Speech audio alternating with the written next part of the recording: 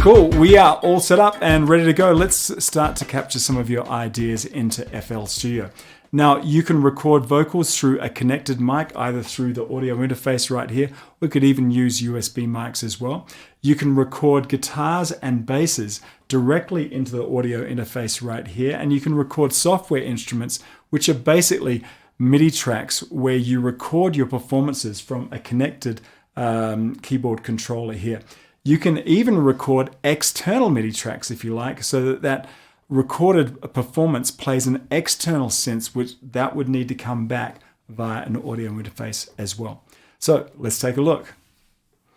Okay, we're gonna actually start recording here. You getting excited about this? Let's go up underneath File here, and you can bring up a new project. Either the default here, which is the basic 808 with limiter, which will populate the channel rack with a kick, clap, hi-hat, and snare from a TR-808, probably one of the most famous drum machines ever. And you can either bring up a project default like that, or you can go up underneath here and go new from template. And there are a bunch of different kind of categories of the various projects that you can bring up, and there's a full description of exactly what's going on, and that will pre-populate your channel rack and do all sorts of things with a mixer and things like that. I'm just going to go ahead and start out with a new basic 808 with limiter. Now, a big part, I think I've discussed this earlier on, a big part of FL Studio is the whole idea or the paradigm that we're recording into patterns. And then those patterns, let me just get this out of the way right here. Then those patterns get dragged over into our arrangement here and painted across here. But patterns are not really your song. I mean, I guess you could make a song out of just one pattern, but a better way to do it is populate this with a whole bunch of different patterns, which then get dragged out into our arrangement. So let's get started with our first pattern, and we're going to use the step sequencer that's inside this channel rack.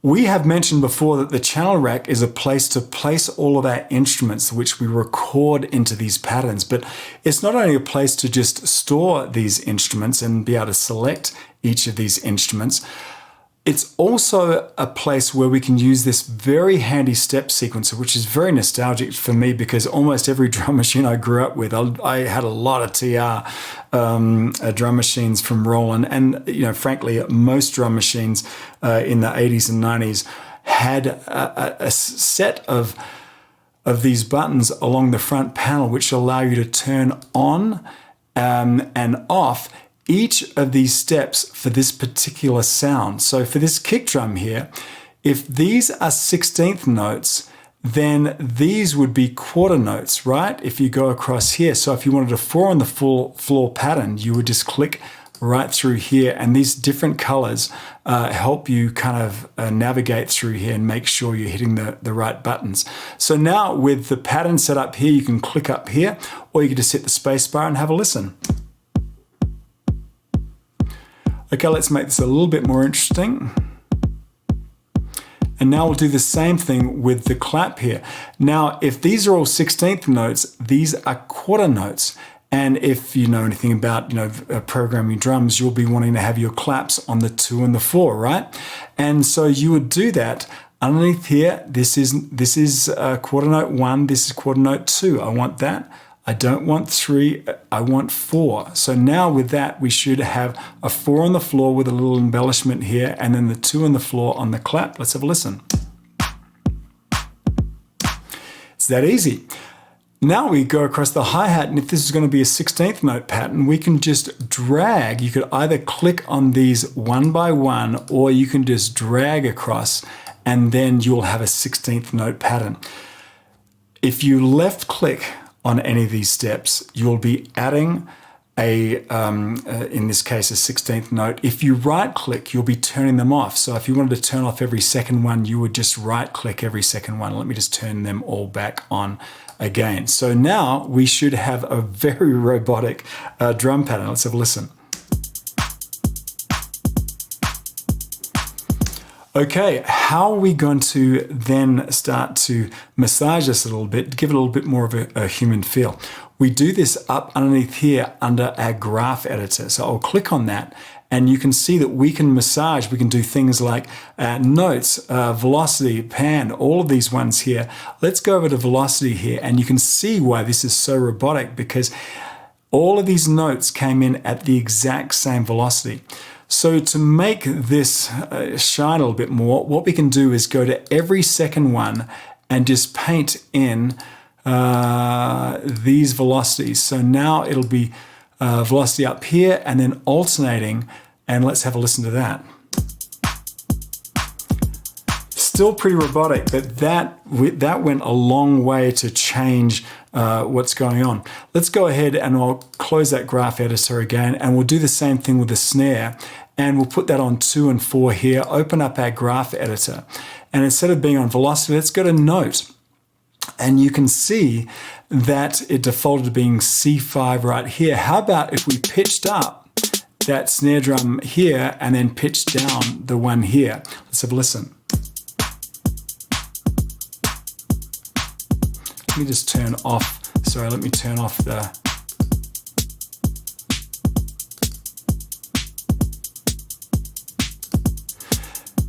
So you can hear that change there. That's because we changed the note there.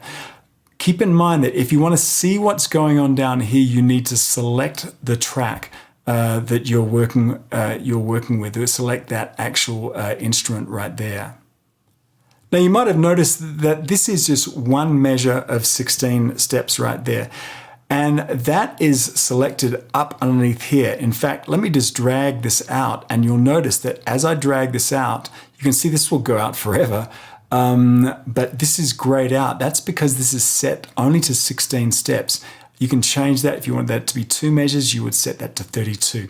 Let's go ahead and put that back to just to 16 measures there, and I'll drag this back so we can see that there. Also, in terms of what's going on up here, you can see that you can play this pattern right from here. And you can also set up a swing, and a swing basically gives the pattern a swing. All of these steps here are exactly the same time between them.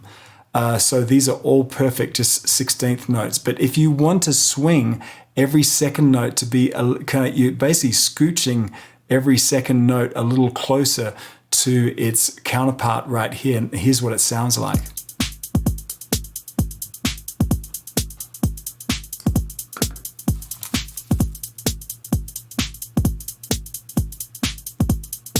So if you're into the Fresh Prince of Bel-Air, you could be doing stuff like that, or Biv DeVoe. All those folks around there were absolutely using swing a whole lot.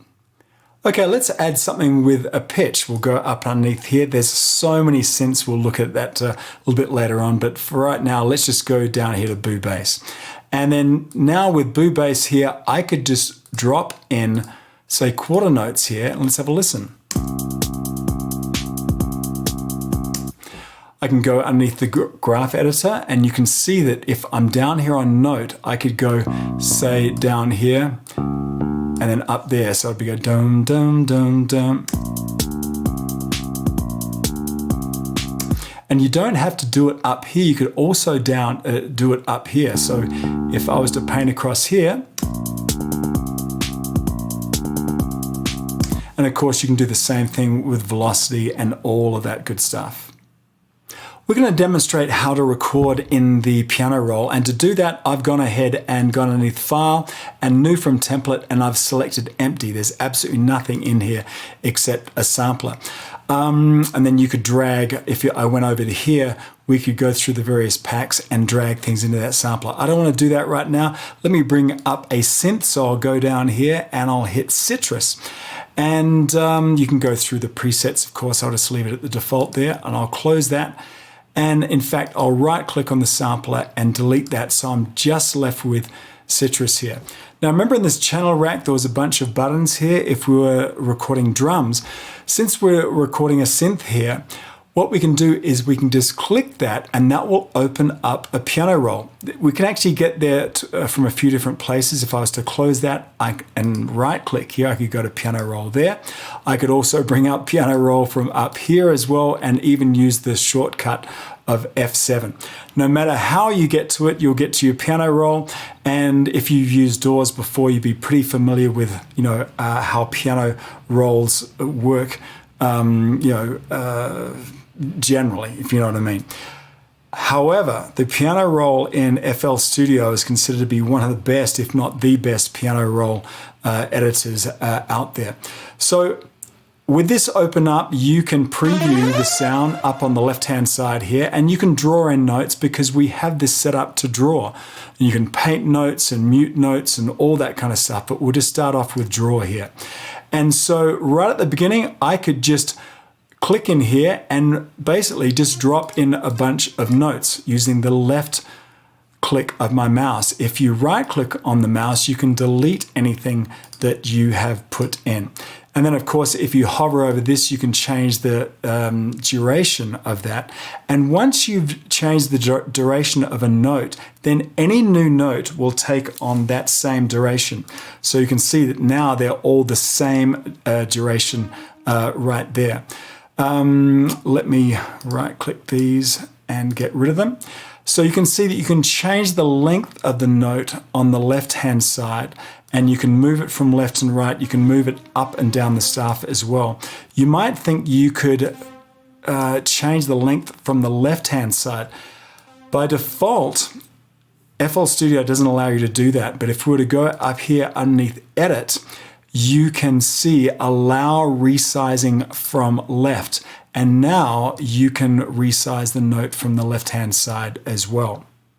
Now let's look at the painting options. We have a paintbrush right here, and then also our paint in drum sequencer mode. Let's just go to the very first one here. This will allow you to paint in fairly coarse strokes. Let me just undo that and then look in the drum sequencer mode here.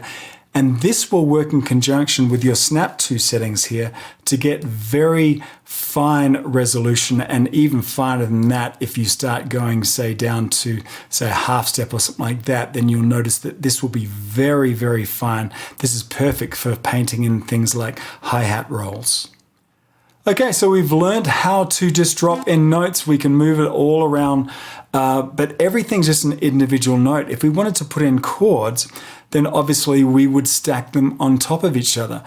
So that would be a C, let's drop in a third, and say a fifth there. So we'd have a major chord, right? And of course we could make that a minor by flattening that third. Now, that's a way that we can set up chords, and you can absolutely do that. But there's a very innovative thing inside FL Studio called Stamp, the Stamp tool. And so what I'm going to do, I'm going to right click all of these to get rid of this. And up here, we'll go ahead and click on Stamp tool. And here's where you can drop in scales or chords. I'm going to bring in, say, a minor seventh. Now that I've selected that, if I go back here and just click down here on C5, it won't put in a single note. It'll put in an entire minor seventh chord, and it'll sound like this. Very cool. So with that Stamp tool, whatever chords you select from up here, that will drop them in there. So you might be thinking, great, I'm going to start off the song with a C minor seventh, then let me just hit it again here on the D. And you'd be like, what the heck happened? I thought I was stamping in chords. Well, the default in FL Studio is to only do that once, and then you select a new chord and then stamp it in again, and then another chord and stamp it in again. If you want to put it in a bunch of, say, minor sevenths, for example, I would deselect this and now go back to here and go to minor seventh. I'm going to right click this to delete this, and now I'll go D minor seventh and then C minor seventh and then D minor seventh. It's that quick to drop in chords. Now imagine I dropped in some chords here, and I'm going to change the duration of that, and then I'm going to drop in another set of chords, and these are going to be a bit longer. This other set of chords are going to be way shorter, and then maybe another set of chords right here, and they're going to be this length here. Imagine I wanted to have these flow into each other. So this is what they sound like right now.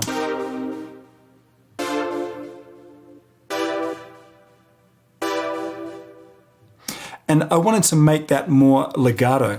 So what I would do is I would change the length of these so that they would flow into each other, or there's a far easy way to do this. If I hit Command A or Control A on a PC to select all the notes, and then I'll go up here into my tools here and go quick legato, and boom, they all flow into the notes just after them. So now it sounds like this.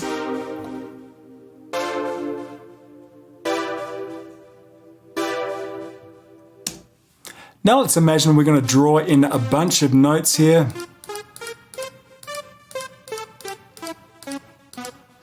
And we want to do some editing to a number of these notes. Of course, if you hold down Command A or Control A on a PC, then you'll select all of your notes, and then you can make some adjustments to that. If you went back to our draw tool here, say for example, you could adjust the lengths of that.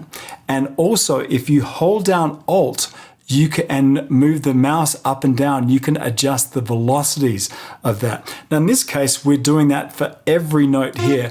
If we, whoops, let me undo that. If we wanted to select just a few of these notes, then here's how we would do it. All we need to do is hold down Command, and we can drag over a number of notes. Or if we hold down Shift and Command, and of course every time I say Command, that would be Shift and Control for people on Windows computers. And once you've done that, then I could do things like, once I select them, then I could change the length of that. And if I hold down Alt or Option on Option on a Mac or Alt on a PC and move the mouse up and down, I would just be adjusting the velocity of just those selected notes. So again, if you want to select any of these notes, we can use the the Command or Control A to select all of the notes. Or you can use the Command and drag over a number of those notes. Or if you Shift and Command, again, or Shift or Control on Windows, then you can select non-adjacent notes and then make those changes just by being in the drawer, adjusting it back and forth, moving them up and down, or by holding down Option or Alt on a window and moving up and down your mouse, just scrolling up and down your mouse, and you'll be adjusting all those velocities for only those selected notes. Okay, imagine we wanted to copy and paste and just move some of these notes around. I mean, we've known how to move the various notes around here, but let's imagine if we want to copy and paste. So obviously you could use the Select tool up here, or an easy way to do that is just hold down Command on a Mac or Control on a PC and just drag over the notes that you want to copy. And then once you've done that, we can go, the long way is to go up underneath here and go to Edit here and Copy. Or you can see, here's the shortcut on a PC, on a Mac, it's Command and C, on a PC, it's Control and C. And so we just copy that, and then we can go ahead and paste, which would be Control. Let's just go look at it back here, and we can paste that. And so you can see that while that's still selected, we can drag that out to exactly where we want that to be. So now we have that same chord progression and the last part of it copied over to a later point within that pattern. Now, by the way, this has moved on the outside of the length of this pattern. So I would want to set that up to be a little bit longer. In fact, let's imagine we wanted that to be, say, what would that be, 3264. And that would bring up, say, a four measure pattern. So let's have a listen to that.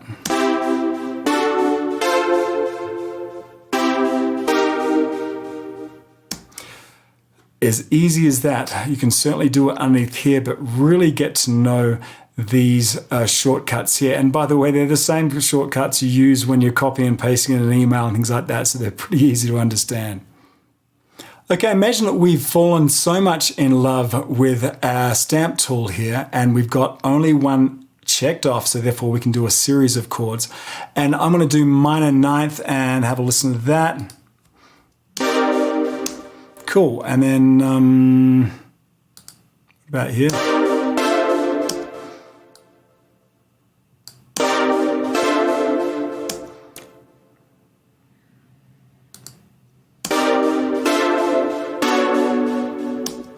Let's imagine that I'm happy with that, but it's a little robotic in terms of its timing.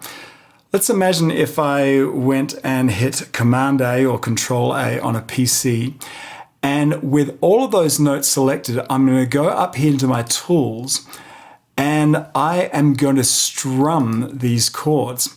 Now you notice that instead of them being right on top of each other, they're now spaced out temporarily in time, right? And the strength of that we can dial in.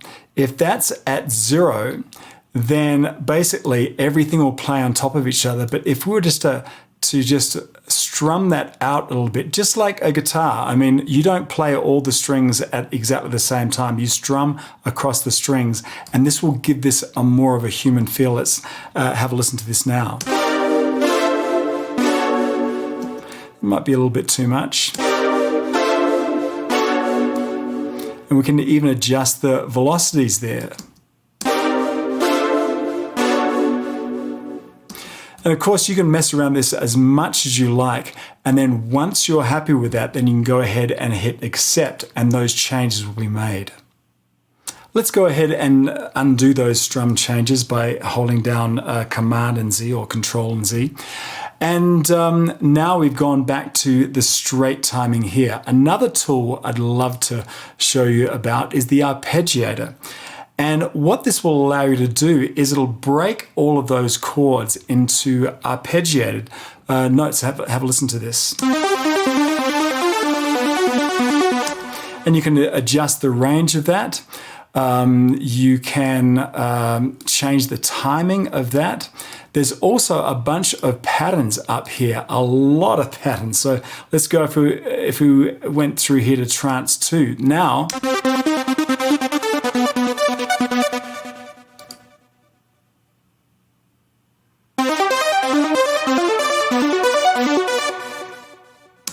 so many things to do with your pattern. Once they have been recorded, you can mess around them with this arpeggiator.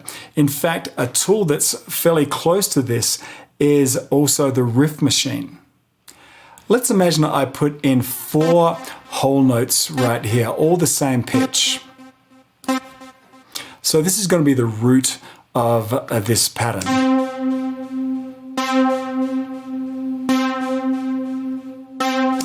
Absolutely nothing is happening here, but with underneath our tools here, we can go to our Riff Machine. And you notice that something has changed. All of a sudden, it has kind of randomized the progression. Now, this is only stepping out to 2 here. We had 4 measures, so I'll go here.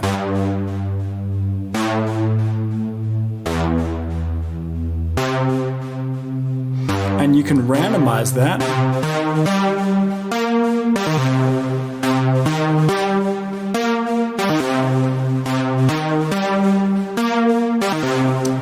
Now remember, I just put in 4 whole notes, which was just that C5. And all of a sudden, we have a brand new progression. This is pretty busy. So let me go back here.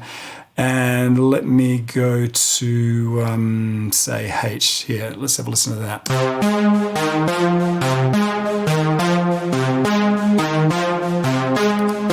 It's a little busy.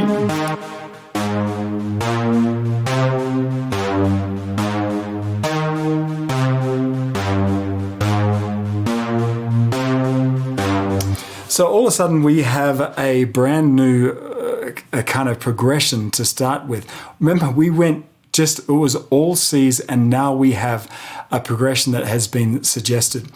Then we can go over to here to our chords, and now let's have a listen to it.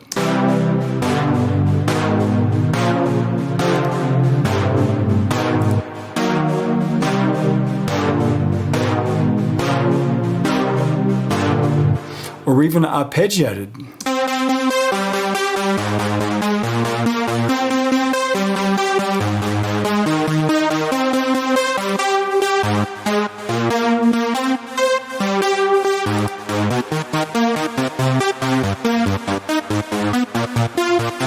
So notice it's not just suggested those arpeggiators parts, but also you can see the duration has changed, and out of just 4 whole notes, we now have some great ideas to start on a new pattern. Now let's see how we can record drums in the piano roll. I'll go underneath here and we will select FPC, not MPC, but FPC. And you can go through the various presets right here. This first one will be fine, and I'll go ahead and click in here to open up our piano roll for the FPC. And you'll notice that all of these pads here are velocity sensitive. In other words, I press up the top, it's not that loud. The further down I go, the louder that velocity will be. And on the piano roll, instead of this being notes, these are actually the names of these various pads here. And this is touch sensitive as well. So you click over here, it's quiet. The further you go right, the louder that will become. And just like we saw before, you can then just start dropping in, say, your kick drum. Let's imagine I want to have this at full velocity. So now we have the first kick drum. And I'm going to do 4 on the floor here.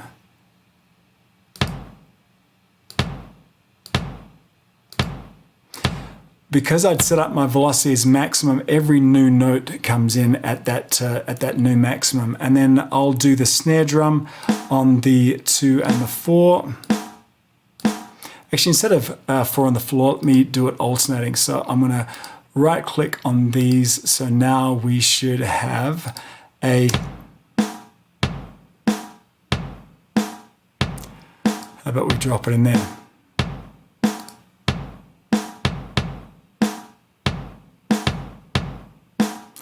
Nope, that would be good.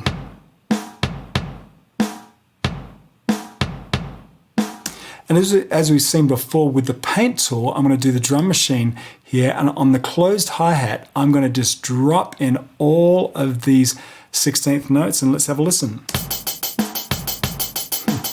Again, very, very robotic. Now, I could go in here using the command or the control on PC and select every second one, but there's a lot better way to do that. If I go up underneath here to select, and I'm going to select just the odd ones.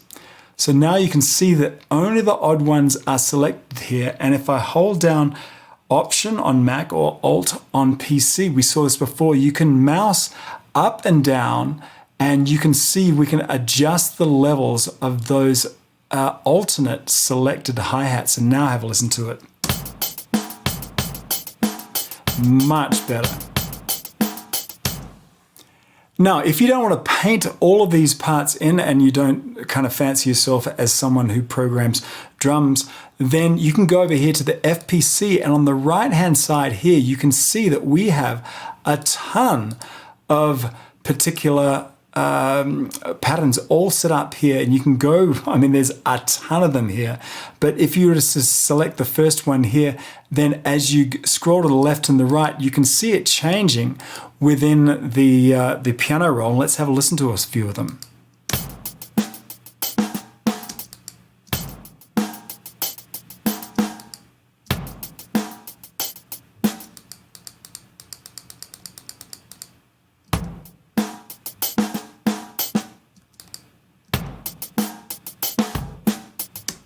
Actually, let's set this up to being 16 so that this can loop around well.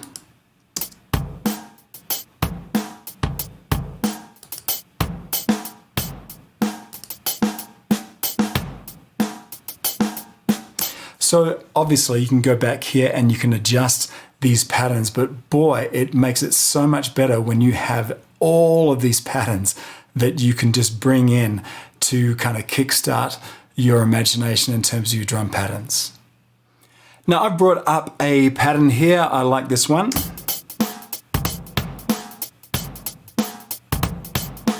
And because it's 2 measures long, I've gone ahead and set up the channel rack here to show those 32 steps. And so with all of that, I can then add a bass part. And by the way, I'll show you how to real-time drums in just a moment, or actually just record in real time from a keyboard. Note that you can play from here, but you can also play here from your keyboard, even the pads here. So, I mean, if you I'm left-handed, so I have to do this cross-handed.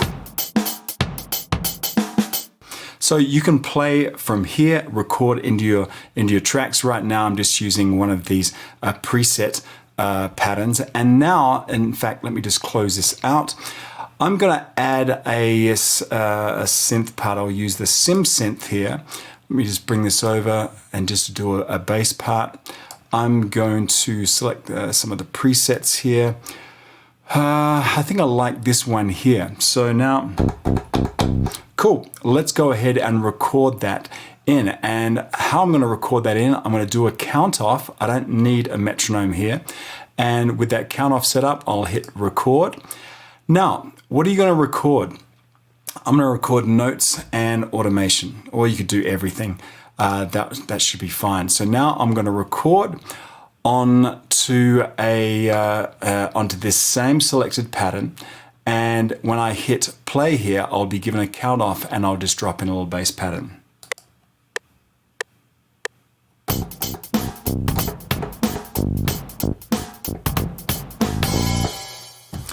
Okay, let me stop that. I'll disable that record, and now let's have a listen.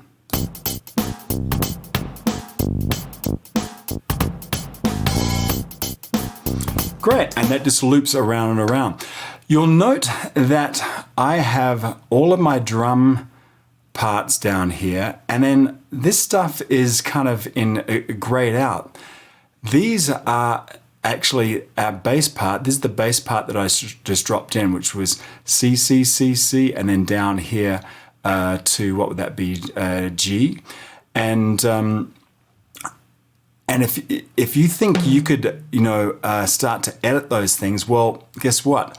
I am on the FPC part of this pattern. So therefore, anything I do in terms of, trying to grab a note or something like that, that won't work because I'm just actually making new notes on this FPC. So let me right click those and get rid of those. How would I actually be able to get into that bass part that I just recorded? Well, you can see right up here, you can go down here, and now I'm looking at the bass part, and you can see kind of in a grayed out, you can see our drum parts down here. Now, if you want to see these and actually even edit them in here, it's all done underneath the view. So we'll go up here underneath view. Here you can see that you can have the ghost channels enabled or disabled. As soon as I click on that, boom, all the drums go away. They're still there. We go up underneath here, and then so now we look at our drum part, or we look at our bass part. But if we want to see those again, let's go underneath here. We'll go down here to ghost channels. And actually, let me just go over here to the drum. So now we can see our bass part, but we can't edit it. Like I said before, if you start clicking here, you'll just be adding things to our drum part here. So we'll go underneath view, and then you can go editable ghosts. Now, when you hover over this, now I can change that in time, or I can change the pitch.